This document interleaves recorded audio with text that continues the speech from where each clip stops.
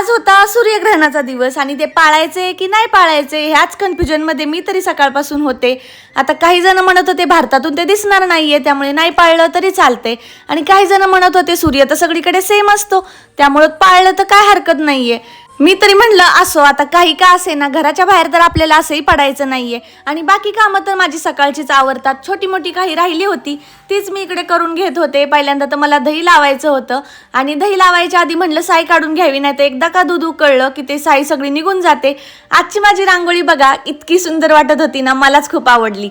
त्यानंतर मी कालचा जो किराणा आणला होता तो सगळा डब्यांमध्ये भरून ठेवायचं काम करत होते आणि कैची, कात्री, सुरी ह्या गोष्टींचा वापर करायचा नसतो त्यामुळे इकडे माझ्या दातांचा वापर चालू होता माझा. आता ह्याला तुम्ही जुन्या विचारांची म्हणा किंवा अंधविश्वास म्हणा, पण मला तरी काही गोष्टींवरती विश्वास आता पटायला लागलाय.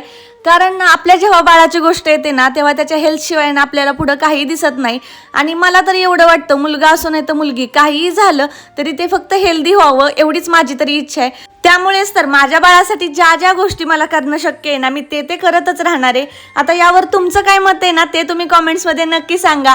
दिवसभर हेड वॉश केला नव्हता, नुसतं तेल लावून ठेवलं होतं, त्यामुळे संध्याकाळच्या वेळेला हेड वॉश केला, दोघांसाठी मस्त असा चहा ठेवला आणि म्हटलं चला ग्रहणाचा फायदा घेऊन का होईना आपण नवऱ्याकडून थोडंफार काम करून घेऊया, म्हणून त्यांच्याकडून ह्या सगळ्या गोष्टी चिरून घेतल्या. तर त्यांनी मसाले भातासाठी असा छोटा छोटा कांदा चिरला आणि म्हणतात हाच योग्य, आता कायच बोलायचं ना. Okay bye.